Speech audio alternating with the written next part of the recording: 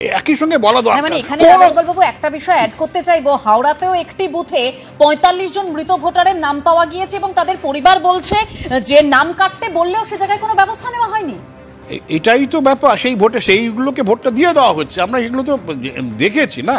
এখন যদি একটা ইলেকশন কমিশন মনে করছে এইগুলো আমি ভোট দিতে দেব না, কেন সংবিধান পরিষ্কার বলে দিচ্ছে একমাত্র নাগরিকরাই ভোট দিতে পারে এবং 18 বছর বয়স হলে ভোট দিতে পারে। কিন্তু সংবিধানকে সে যদি কেউ মনে করে আমি সংবিধানকে রক্ষা করব, আমরা দেখেছিলাম এক রক্ষা ছিলেন আমাদের ইলেকশন কমিশনার টিএন সেশন বলেছিলেন এপিক কার্ড আমি করবই, কেননা এপিক ভোটারের আইডেন্টিটি রাখা প্রয়োজন। সেখানে তৃণমূল কংগ্রেসের একটা আন্দোলন ছিল 21শে জুলাই, তখন কংগ্রেসের আন্দোলন।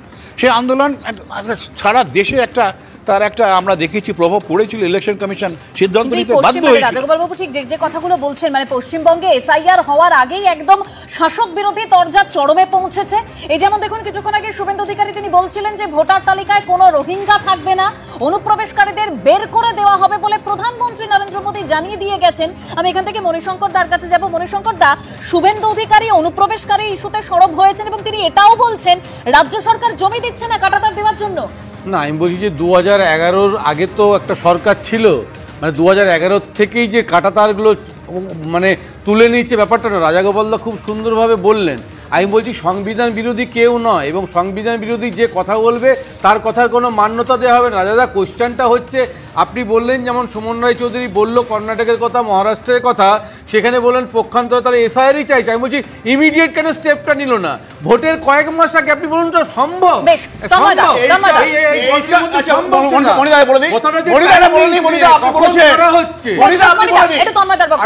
এইটার উত্তর দিয়েছে আজকে ভোট হওয়ার আগেই তো তালিকা সংশোধন দরকার। ভুয়ো ভোটার থাকবে, মৃত ভোটার থাকবে, তাদেরকে ভোট দিয়ে দেবে, তারপরে কি হচ্ছে রিভিশন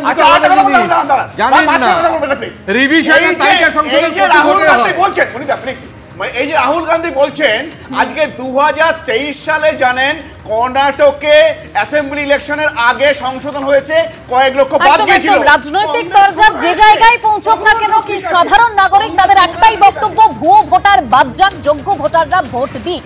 আর দেখুন আলোচনা এখানেই শেষ করছি, কিন্তু আরো একটা